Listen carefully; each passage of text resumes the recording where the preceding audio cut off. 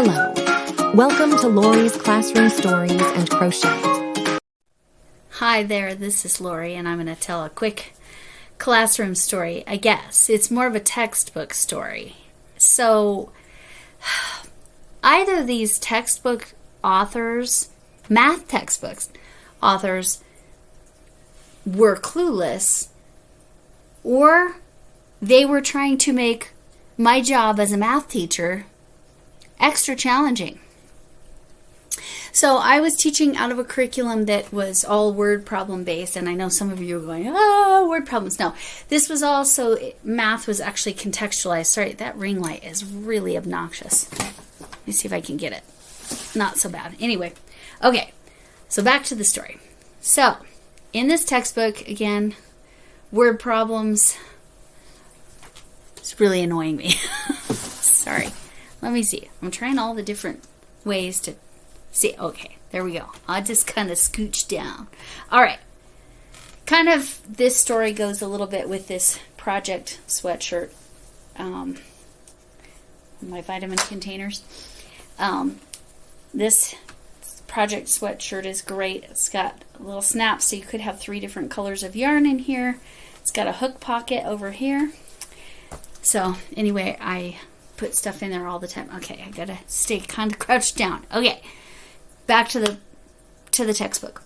So I'm teaching juniors, and it's word problems. It's in context, so the math actually makes sense. Trust me, it actually did, for the most part. On page 69 of a textbook intended for juniors in high school, so we're talking 16, 17, and 18-year-olds, okay? Depending on, when they actually got to take the class.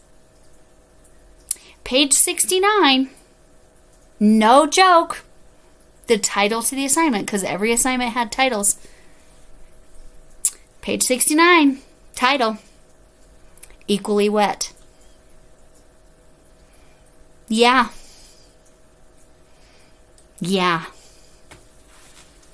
I had to pretend like I didn't get why that was ridiculous and funny.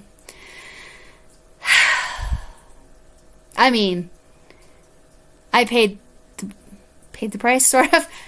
My daughters always knew they could come to me and ask me just about anything. So when my youngest daughter came to me, and she was about a junior in high school-ish, and she said, everybody always laughs about the number 69, and I don't know what it is. I said, honey, I don't hesitate to tell you the truth about things, but you do not want to hear that from me. And any of you watching this that don't know, I'm not going to share here what it is. You can find out for yourself. But you might want to clear your Google history afterwards. Just kidding. But yes, seriously, textbook writers, are you kidding me with that? I will possibly do a whole set. You know what? This next series of videos, I will do ridiculous titles of assignments that they had in these books. That will be my beginning story for the next couple videos. So, yeah, page 69. This one was by far the most, are you kidding me? Because it was on page 69. It was actually about watering flowers and making sure you placed your sprinklers properly so that the flowers would get equally wet. Okay, just put another assignment there before, so it's on page 70 instead, please. Anyway, I'm really fine with it. I thought it was hilarious, but again, either they're that oblivious because they're math textbook writers, or they were doing it on purpose. My leaning is on purpose because there were several titles that were a little, Okay, so what I'm here to do is I've done this on a live. I've gone over it on a live. Oh, here it is. But I'm going to do this premiere yarn haul that I did. I pretty much only bought yarn when I had a purpose for it, or it was on clearance, like this gorgeous color on my halo that was on clearance at Joann's a while back. That was a while back. yarn that I know that I will use, yarn that was for a project. However, at the end of the year, I decided I was going to get some yarn. I did warn my husband. I said, hey, I'm going to buy a bunch of yarn, and then I'll be done buying yarn for quite a while. So this is my Premier yarn haul. This was, I think this was after, I think this was not the Black Friday deals ones. Let me look at the date on my email, because I pulled it up because I knew I wanted to talk about it. Okay. So this was placed December 13th. So this might have been some kind of December deal, because I was getting something that I really wanted. Okay, so I got this yarn, and I know it doesn't really look like it, but it's a grape purple. And this is called Himalaya Toffee. And it's a fuzzy yarn. Here, I'll open it up. I got 2 bags of this, 2 sets of 5. Okay, because I want to, again, that's a grape purple. I know my lighting doesn't look like it. It's because my overhead light is yellow and it kind of neutralizes that purple a little bit. Although my hair looks correctly purple. All natural, just kidding. Anyway, so this is for amigurumi is what I was thinking. I'm not sure, probably purple dinosaurs, but anyway, I got a bunch of this because for 5 of these, and they're classified, sorry, I'm laughing at their classification. That's classified a bulky 6. I think even Shannon from Another Yarn would be okay using that, because that is not a bulky 6. I guess if you measured from the edge of the fuzz down to the thread, maybe. Anyway, I probably will hold it with a plain yarn, maybe even a purple yarn, because sometimes when you're working with this type of yarn, it's really tough to see your stitches, and if I'm going to do amigurumi, that's going to be challenging. But all 5 of these, oh, I forgot to say how many yards. 93 yards. So most of, not quite, 500 yards of this bulky 6 was $3.75. And that is why I got it, because I might make a dragon with it, honestly. Yeah, it'll probably be a purple dragon. That's probably what it's actually going to be. But anyway, maybe dino. I don't know. But so 2 of those, $7.50 for all that yarn. Most of 1,000 yards. I can do a ton with that. The other thing I got from them was another one of my favorites. All right, was cotton. So these were also $3.75. So I assume it's all this Himalaya brand, but this was purchased through Premier. Himalaya denim is what it's called. It's 100% cotton. You can see it's fairly thin. They label it a 3, but I think it's a thick 2 or a thin 3. So 5 of these. These are, so like I said, they labeled it a 3. That's 153 yards. And so 5 of them, $3.75 US dollars. So yeah, 5 of this color. This colorway is, hold on, where's that color? Oh, you know what? I'll look on my thing here. Does it say?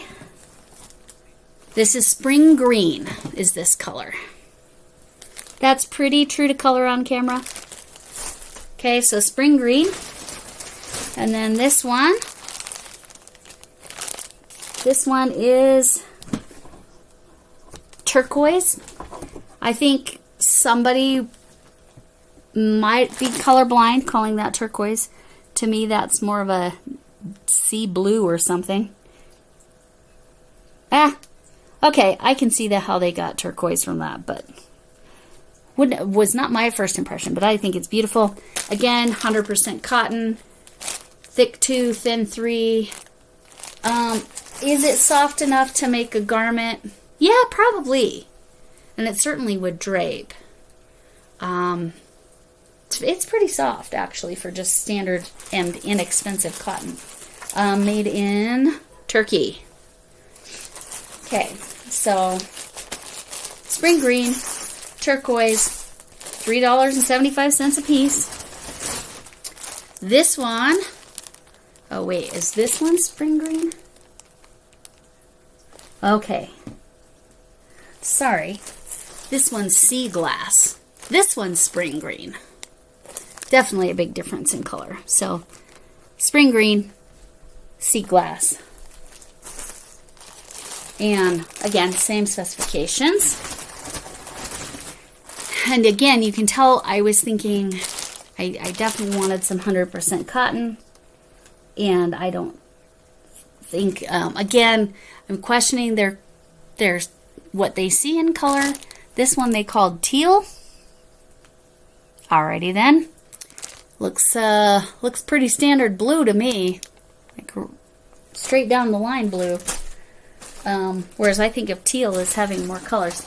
But anyway, I wanted to get a lot of cotton, and cotton tends to be a little bit more expensive. I like cotton for a few different reasons. Again, 100% cotton. You can make dishcloths. You can make dish towels. You can make hot pads. Hot pads, especially because, like, at least with a dishcloth, you could do 85% cotton and it'd be fine. But the 100% you need for hot pads. Now this one, let's see if it's showing up. Yeah, pretty well. It looks more gray on the screen, but it's closer to periwinkle. Oh, it's actually named periwinkle. Hey, this one's spot on. This one's actually periwinkle. All right, so there's